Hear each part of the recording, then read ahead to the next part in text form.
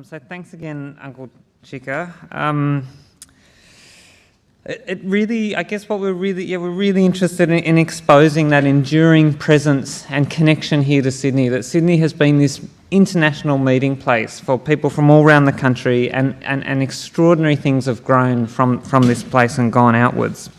And as someone who's not from Sydney, someone who is from over the mountains, I think, as I'm sure all of us aren't from Sydney, I think it's always been, I've always felt very welcomed here. So thank you so much for that.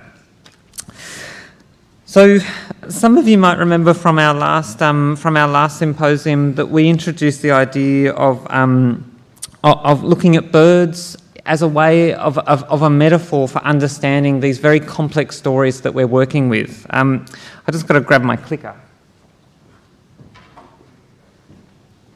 And I guess I was interested in working with this because as we go through today, you'll realise that this is a very, very complex story. There's lots of threads coming together and lots of ideas merging. And one of the things that I really learnt from my elders, in particular elders from Bathurst, they always tell me a story, a very complex story, by looking at one particular animal, place or plant, and using that very simple story to actually unpack a very complex idea. And so some of you might remember in the very first symposium, Language and Landscape, we looked at this idea of native parrots. So this idea that these birds these parrots who have developed here in Australia, developing very complex linguistic systems to cope with the vast distances around this landscape, that of course were completely scorned by the by the convicts in Sydney. This idea that people constantly wrote about this dreadful noise that these parrots were making. But of course, over time, I think you'll all agree that these parrots have become very much part of our identity. And in fact, we've embraced their language, we've embraced their story. And in the same way that this is how we can potentially explain why more recently Aboriginal languages have been embraced and been listened to. This story of these birds are starting to inform us. Today, however, I was really keen to look at this beautiful little bird here, which is in fact a bird which in my language is known as Nurumbula, which actually means Nurum is home or Bulla is two, so two homes. And in fact, this little fella is a spotted bowerbird. And it's an extraordinary bird who I think really typifies and talks about spectacle, manifestation and performance in a way that I think we can really learn something from him. And in fact, I encourage you all to look at this little fellow and think about, when you do go onto site, how inspirational this bird has been to informing the project. So this small bird, in fact, is a curator, and he curates a museum of beautiful objects. As you can see here in this little construction, his little bower, which is in fact made of grasses, collected grasses, native grasses that he's found. In the centre of his little bower is often a collection of green objects that he collects from his local environment.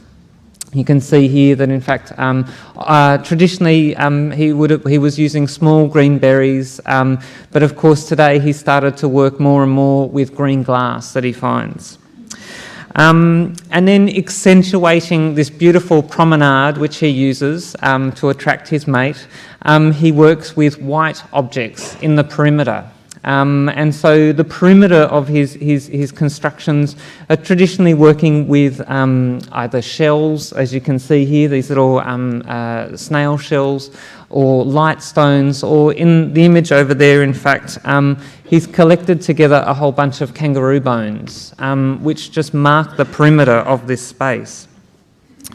And so I guess I was interested in this bird because what's he doing when he makes this little museum? What's he doing when he puts together this exhibition to look at?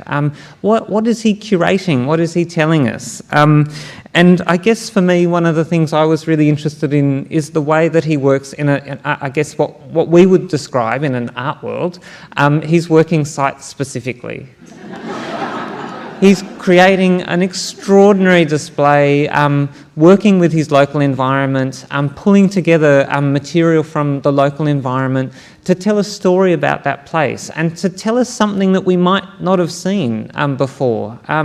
You know, those kangaroo bones might have been strewn throughout that environment. Those green objects had been shattered throughout the space, but he pulls those together to start telling us something different. And so for me, I think he was an extraordinary person, an extraordinary little fella to start thinking about how we curate spaces, what it means to pull these objects together, and what we're trying to do when we start telling these stories. I might try something. This is in fact a small recording of him. Is that working?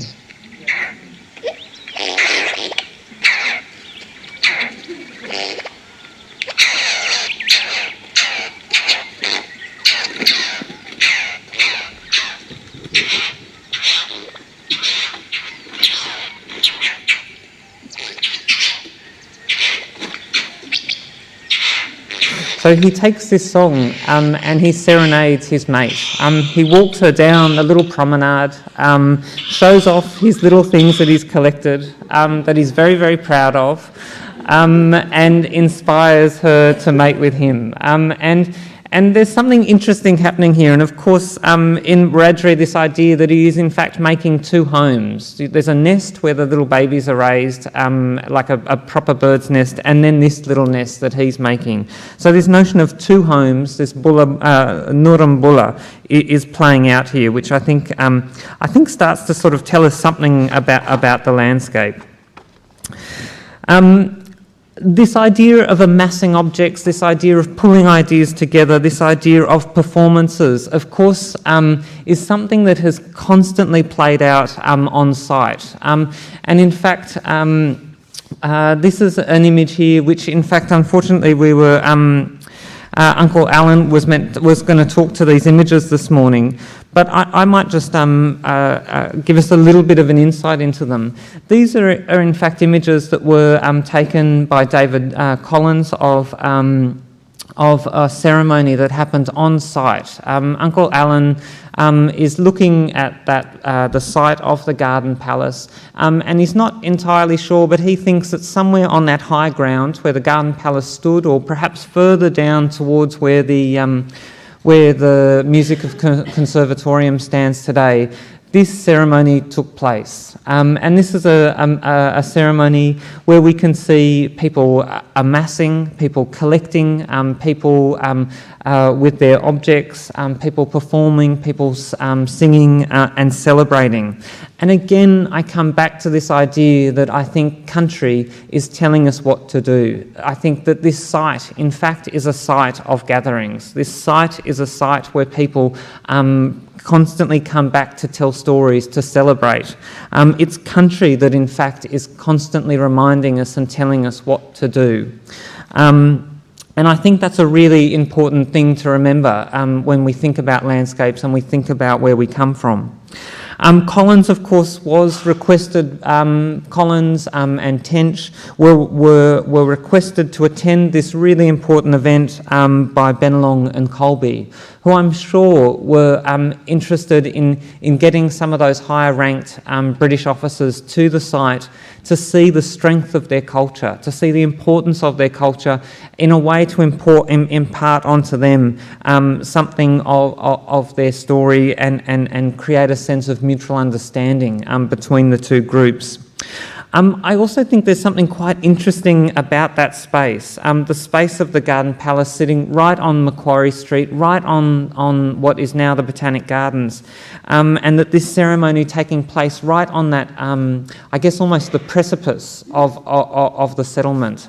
What were those men trying to do? Were they, putting up a line at that site, which strangely enough is a line that has continued today. It's a line that is still unbroken, that the garden still occupies that space.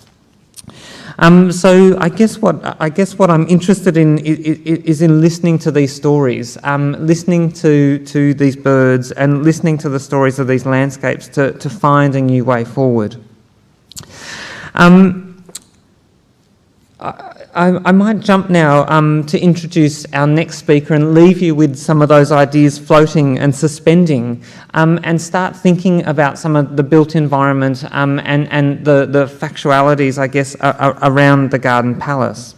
I'm really excited by our next speaker, Dr. Peter Kohane, who is a senior lecturer in architectural studies, in architecture and urban typologies at the University of New South Wales. Who will be talking about James Barnet's vision and how the Garden Palace, I guess, was seen within an architectural vision within the landscape of Sydney. Now, anyone who, I guess, has really sort of started to think about the Garden Palace or looked at Australia's history in any way, you'll probably get the same sense that I do, that the Garden Palace always sort of appears in the rear vision mirror of this sort of highway to nationhood.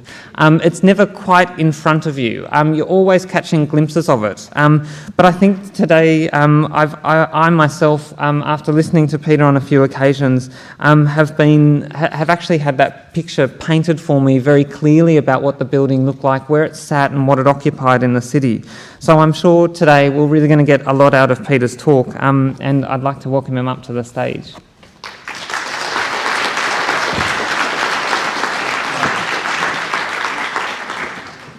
I just need to. Okay, thank you, and I'd really like to thank Jonathan for welcoming me to come along, and it's great, and I've listened to many ideas this morning that'll help me talk about the building with you and refer to things like spectacle, theatricality, the meaning of the site, the meaning of the city as well, and the larger region. I should say it's great to be here because we teach big classes often, and it's a bit like this, bright lights, we can't see, or up here we can't see you, large audience, and you just have to talk. But occasionally we run seminars, and last year I ran a seminar, and Jonathan came. I thought he'd come once or twice, but he came to most of the classes, and it was fantastic. And a small group of bright students, not 200 students, but bright students willing to talk, and having Jonathan come to almost all classes. And the students got so much out of it. They're very reserved, and Jonathan's a bit reserved too. I was wanting him to talk. It was great. But he would leave silences, and we filled them in. We gossiped about him when he wasn't there and talked a lot about him, but they really appreciated it. I don't think I conveyed that, and I remember sometimes overhearing the students as they would they kind of say, "Is Jonathan coming today?" They're kind of waiting, kind of chirp in, "Yes, I hope he's coming." But it was great. And we looked at the building in varied ways, and the students did different interpretations of it, and so I learnt a lot from it. And I think Jonathan was engaging with us. Now, so the building, I've been asked to talk about James Barnet, the Garden Palace, which was designed very quickly, and the larger context of his work in the city. And he, I guess along with Harry Seidler, he and Barnet and Seidler, the two architects, have really given a major vision to the city. I prefer Barnet's, and I will try and talk about what how he understood a city in ways that are very different to the conceptions of modern architecture. This is pre-modern architecture. Barnet, I should tell you a couple of things about his life. He's born in Scotland. He then, at the beginning of the 1850s, goes to London, the centre of the empire. There is a major debate about architecture. He listens to key theoreticians as they set out their ideas about architecture. There's a great respect for the classical tradition. Also, the Gothic was being revived and discussed at the time.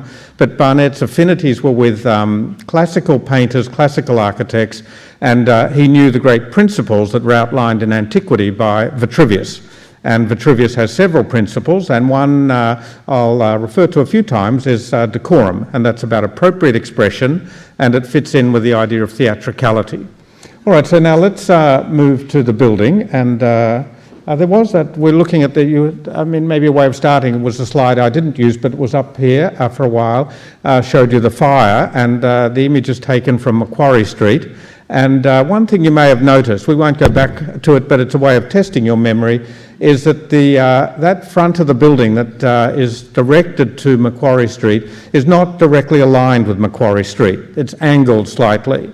And that seems very important. Barnet's a very sophisticated thinker, about principles I mentioned, and he realises that the Garden Palace isn't a typical urban building. It's going to sit in the landscape, and it's also going to have a role of welcoming people from overseas into the city. And so it's oriented slightly away from the axis of the grid of the city, away from Macquarie Street, so that it twists and turns its head to the heads, so that people coming in to the harbour will see this building. It's beautifully located for that, and there's a longer tradition upon which Barnet, of course, is basing his recognition of the importance of the site. So this image shows you not the one that you would get, and I think one will come up in a minute, of the approach to the building, but this is showing you a bird's eye view where the Garden Palace is set into the gardens and then is looking directly to the heads. So this sense of the site and orientation is very important. And in fact, all along the sides of the harbour are, we call them fingers, that land pushes into the water, and that becomes, those places become very important sites. Now, they were very important for the military, but now they're tourist sites, and when you're on those today, on the north side and also the south, you can imagine the Garden Palace because it would be seen. It's the core of vision.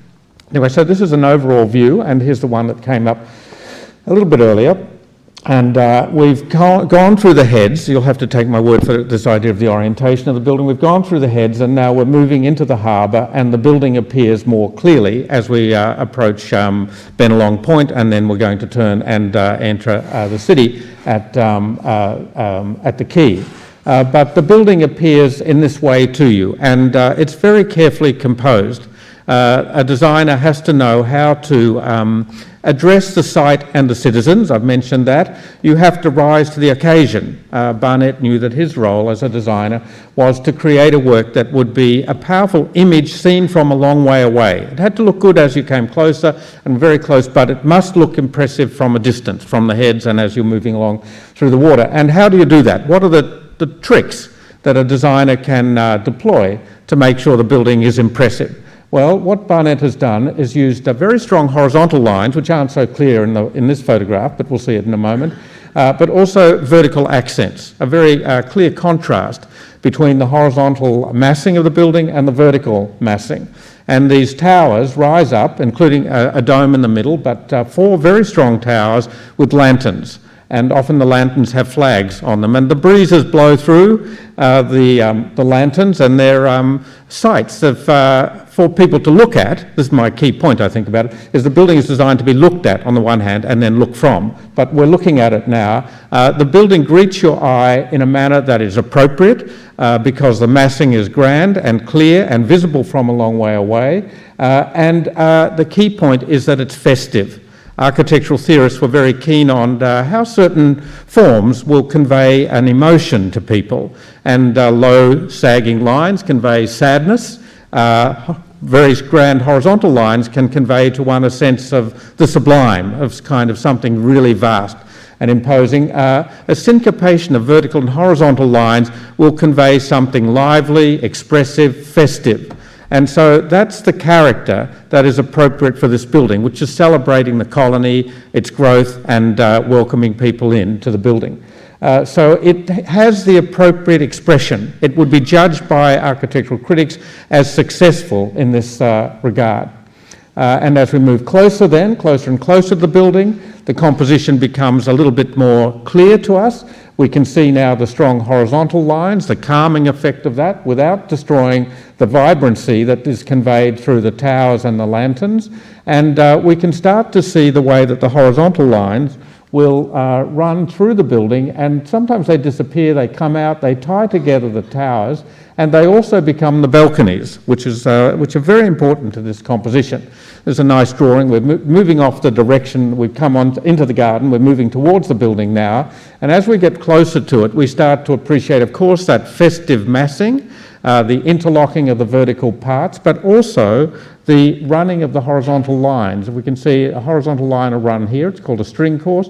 It comes up this flank of the building. It disappears into the tower, but comes out as a balcony here and runs across this tower. Now, I think it's disappeared here, but comes out as a central balcony. And then we get another balcony and we run around the sides. And the building is tied together. When architects or students of architecture look at this, they see there's something, there's principles at work. There's an underlying geometry, an underlying expression of the geometry through the ornament, and the composition coheres. I should say that Melbourne and Sydney, there's a lot of rivalry goes down to the present. Of course, it's very strong in the late 19th century, and Melbourne's exhibition building has survived just through luck. Most of them were meant to be pulled down. A lot did burn. The fire restrictions weren't in place. They were temporary buildings, but Melbourne has one of the few in the world that has been left. I find it a very impressive building, but it's not as good as this. Barnet is really skilled, and Reed and Barnes are very impressive architects and design many civic buildings in Melbourne, but their building's a bit stodgy. It has that copy of Florence's dome, the Florence Cathedral dome, and it's fixed right in the middle of the Carlton Gardens, whereas this building's more fluid, flexible, and it really captures the spirit of the place, and it's welcoming, I think you can see from this image. So people come in through the main door, which is accentuated by the balcony above. They can go inside, but of course they're going to come outside, and they're going to appreciate the view back into the gardens and beyond to the heads. And they have a very important role in this kind of ritual because they welcome people into the building. That without citizens on the balconies, approaching at the entrance, and also in the gardens and boats coming into in through the harbour, the building would be nothing. So the building is a backdrop, a stage set for an important civic event, and Barnet knew that well. He really capitalised on that and was able to create this grand building. Now, this is a view from the lantern. One of the lanterns, the main one, has the first mechanical lift in the colony. And so this idea of spectacle is very important. You come up into that one lantern, you can see all around you a panoramic view. You have a role in welcoming people into the city and towards the building, but you also are able to appreciate the growth of the city. You look to the other side, and the building's like a hinge between looking to the water and people coming in, and then looking over your city to take in a new vision of what was happening. And Barnet was really the key designer of many of the buildings around. I should say Barnet became the head of the Colonial Architect's office. He had a team of very skilled workers with him, and we don't really know who designed what. I think Barnet oversaw each project and made sure that it was correctly composed, decorum was respected, those kinds of things. So this is the view from the lantern, and we're looking at Macquarie Street at the front, and then looking back into the centre of the city. And in the back, I'd like to show you the post office. We're going to walk through the city and come around back to the post office and then back to the Garden Palace. I guess I was hoping to do this in 5 minutes. I'm sure I've only got 5 minutes left, but I do want to show you Barnet's other works. Now, what's Barnet on about, and who is he? It's very interesting. He's bureaucratically, he's very skilled, worked with lots of key administrators in the colony, and seemed to outlast all of them, but he fell in the end. He ended, I should say, his career ended. He was sacked over an argument about the sculptures on the Pitt Street facade of the post office, very controversial. And he defended them, and it began a series of complaints about him. He was replaced by Vernon, who I mentioned because he designed the building we're in. And it's a much more severe classical building. Vernon wasn't entirely committed to the classical tradition. He worked in various styles, but when he was given an institution like the Art Gallery of New South Wales, he turns to classicism, and it has a very strong and clear logic. I think the building is made much more lively by additions later on, where it twists again towards the harbour. But Barnet knew from the beginning that you had to acknowledge that. Anyway, that's Vernon, who is the successor of Barnet. Barnet, he's in London. He works in a circle of architects and artists. Dice is one of the artists in his circle. He's looking at paintings as well as buildings, and great seascapes are very important at the time, including works by Turner, of course, but also Claude Lorraine. And in the National Gallery in London, you can see the paintings in one of the great octagonal rooms, which include Claude and Turner, that Barnet would have seen. And these great images of water and cities with classical buildings would be part of Barnet's imagination. And what's kind of interesting in the whole colonial experience is that architects who might have designed a few buildings in England come to Sydney or elsewhere in the empire and build a lot. We benefit. There are problems, of course.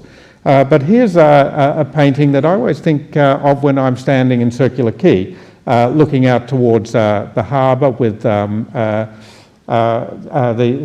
run of buildings along here, recently turned into a kind of classical composition, and then the Opera House up here and the MCA on the left, and other buildings like that. This is the vision that Barnet would have, and he would try and implement as much of it as he could. Here's a drawing that I'd made just of the harbour. So we've gone around the Garden Palace. We'll return to it at the end of this talk. We've come around Bennelong Point, and then this is the centre for, you can just see there. Barnet designs a series of buildings that I'm going to show you. First of all, Customs House he worked on. He wasn't the first architect, and certainly not the last, for Customs House, and there's a square in front of that. We'll then walk up Loftus Street, is it? And then this is Macquarie Place, which was a very early setting for the colonial enterprise, and this street here is oriented towards the heads and the harbour. It's part of Phillip's time. And then Barnet designs a building on that square called the Lands Department here. Oops, sorry. And then we're going to leave the Lands Department and head up Pitt Street and arrive at the post office, which Barnet also designed. So we'll have a quick look at these buildings. Here's the Customs House. Now, to judge this, what does one keep in mind? I would say the principle of decorum. This is a government building. It's about the running of the colony, the finances. It's not festive. It's not. It doesn't have to be expressive. It has to be sober, convey an image of business running properly. And people come into the centre, the doorway here, and they pay whatever and deal with the customs issues in this building. And there are workers in the offices behind. One thing to note with decorum are these, it's a bit hard to see, but behind you can see there's a plinth running at about, I guess, above knee height. And then the columns, coupled columns, rise up, and the accentuated doorway is in the middle. That's all appropriate, but the plinth is interesting. Of course, it's not there at the entranceway because you walk through it. It's a minor gesture, you say, but it's very important. It tells the public that they're not really welcomed into this building unless they've got business to do. So it's a gesture that explains the nature of the building. The lack of ornament is also appropriate to the nature of this particular institution. There's a nice classical harmony about the building, and that was destroyed later on. Vernon added 2 or so stories above it, and then there have been more recent additions. The classical system has been lost. Barnet still keeps intact the notion of a 3-part composition, severity that's appropriate, no stucco and rich elaborated ornament because of the nature of its work within it.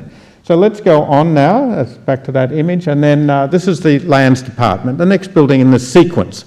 I called it a path through the city, and not from Sydney, and I kind of was trying to work out the city when I came here a couple of decades ago, and it was really Barnet's buildings really helped, and people would say the city's chaotic. I didn't think so, that there is a kind of series of streets and squares that interlock to create a sense of order. One thing I should have mentioned, and you know well from the Customs House, is that it faces north, so sunlight falls on its sandstone facade, and it has a square in front of it. Keep that in mind, because as we come up now to Macquarie Place, we have a triangular urban space that existed from the very earliest times of colonial presence, and that space had been there for several decades, and Barnet gets the commission to design a building on that site. Now this is where I'm trying to think about how do modernist designers work as opposed to a classical designer. A modernist designer would get the brief, would get the functions, look at the economy, and grow a building out of that. And the building would be placed on the site. Could be good or bad. The earlier tradition didn't recognise that. It didn't talk about the function. It talked about, or function in a very different way. It said, well, what's the nature of the city? How can your building add to that city? How can it maybe complete it? You'll never complete it, but you think you could complete it for the moment. How does the building contribute to the existing urban fabric? So you're immediately engaging with the site. You can't ignore it because it's at the beginnings of your design proposal. And so I think Barnet works that way. He's got this impressive square. The existing buildings on Bridge Street aren't grand enough for that north front. So the scale and the height of the building is determined not by function, how many people are going to work in it, it's determined by the nature of the city. And this grand 4-storey front that faces north gives the appropriate scale for the dimensions of the square. And that means the square becomes almost like the place where you sit in a theatre, and this could be a theatre front. And that's really accentuated by the loggias. They've been filled in the 20th century. Some are still there. There's just one on that side. And they give the sense of people within the building coming out and engaging with people outside. And so the architecture has to be, again, festive to a point. I've got to be careful with that, but expressive. And it has to be theatrical. And there has to be signs in the building of human habitation. And that people outside need to be aware that there's not only a human scale in the building, but there are people working and they can come out. So the life of the building is embodied in the spatial organisation of the facade. This is something really to keep in mind as our cities, even with problems of ecology, are more and more becoming just surfaces of glass. Without any expressive dimension at all. So this is going back to the classical idea of theatre and architecture, a way of articulating the facade so we have crisp horizontal lines and the appropriate use of the orders, but also a series of spaces that welcome people into it. The building is still a bureaucratic building, so workers are there. The public aren't, again, like Customs House, aren't welcomed into it. There is a grand gateway or doorway here that gives a sense of your orientation when you look at the building, but mainly this is for workers within it. And so it's quite severe at the lower level. There's a lovely use of horizontal lines at this point because they accentuate the slope of Sydney. From somebody from Melbourne and also lived in Philadelphia, very flat cities, it's wonderful to come to Sydney. And how does one experience the contours of the city as the landscape travels down to the harbour? Well, it's the horizontal lines. They provide the datum. And it's the contrast that really helps us understand the particular nature of the place. This is a Lloyd Rees sketch. It's lovely we'd be nice to pause and walk around each facade of the building, but Lloyd Rees here captures something very special about the building, and that is that the towers and the domes, which are highly expressive, extraordinary for a classical architect to design, are very carefully located in relation to the larger urban fabric. They close axes of streets, and so the building is knitted into the urban fabric, and certainly Lloyd Rees understood that in this sketch. So there's a black and white, or another black and white, but one showing you the lodges that I'd been talking about on the north front of the Lands Department. And that's a recent image I just took trying to get a sense of what these spaces were and of course were like. And of course the extraordinary sense of being there and looking out over towards the harbour. Again, the north front, the warm sandstone animated by light, sunlight, a square in front of the building and highly theatrical. Let's move on, and I think we all enjoy the walk along Pitt Street. It's congested and it's somewhat noisy. It has an excitement of cities. It's a bit like New York. It's a part of the city that's really pleasurable in terms of moving. I think Barnet understood the importance of that congested street because then he was very keen to design the post office in relation to a square that later became Martin Place. And here's a view as we approach from Pitt Street and look across at the post office and Martin Place and looking towards George Street. The building was really designed from two sides. George Street was really the original front, a narrow front to the building, and Barnet, this is where I realised, very skillful thinker, pushed part of the building. He just got to design initially with a budget, only half, of the building through with a very narrow lane, and then got the citizens all excited about the idea of making an urban square. And there were discussions in the newspaper, and Barnet came up with schemes of a square that's double the height, double the width of this, to show how Sydney really needed a major civic space. Or other grand cities, ancient cities, have important public squares. Sydney didn't have it, and Barnet is the person who made it.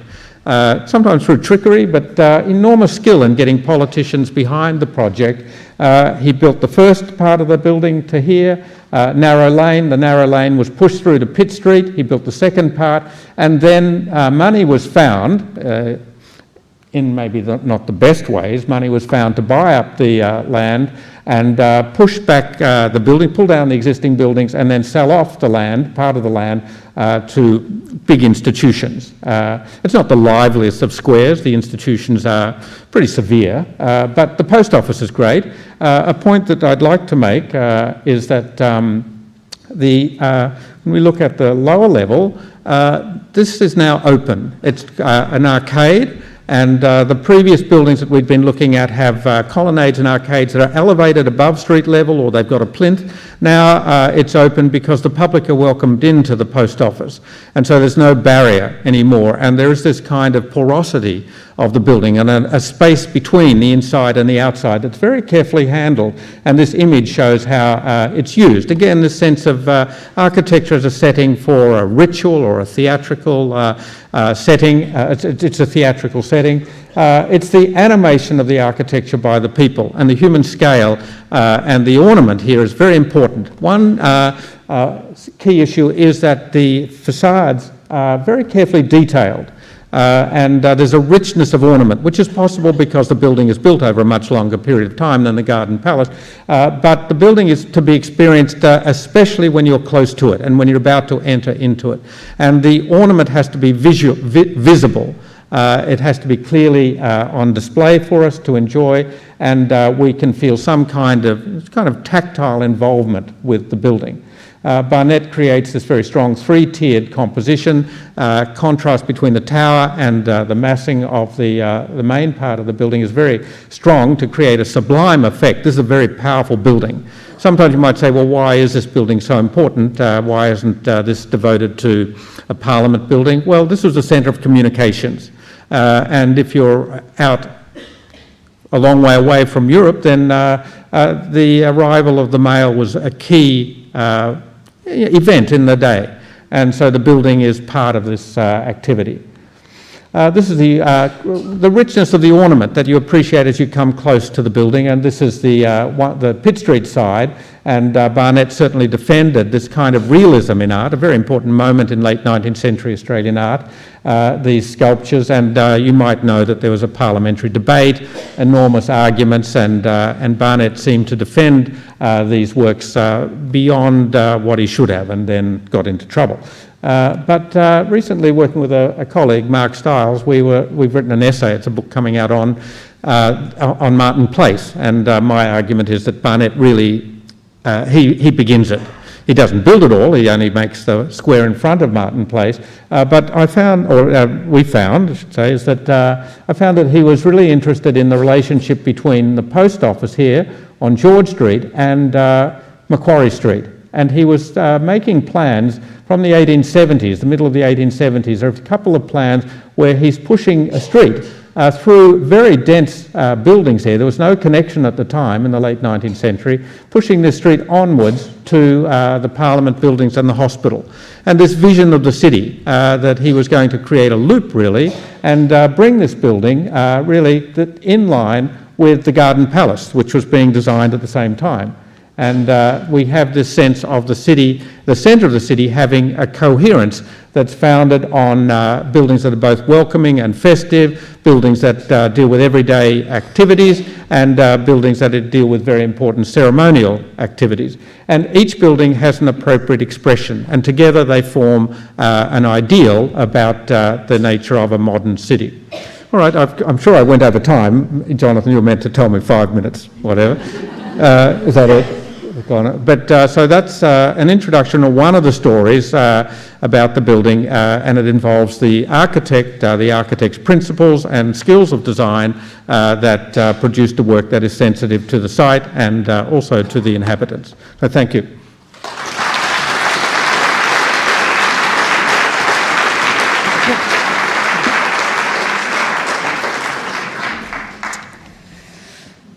Thanks so much, Peter. As you can see, I think it's one of those moments when the building takes shape in front of you and becomes real and is something you can actually start thinking about and working with. So, and that's exactly what Peter was doing. I should mention that Peter and our next speaker, of course, were contributors to what is definitely one of the sort of seminal books when looking at this subject, which is Colonial City, Global City, Sydney's International Exhibition 1879. And so it's between people like Peter and Dr. Linda Young, who is our next speaker. The project really had its foundational feet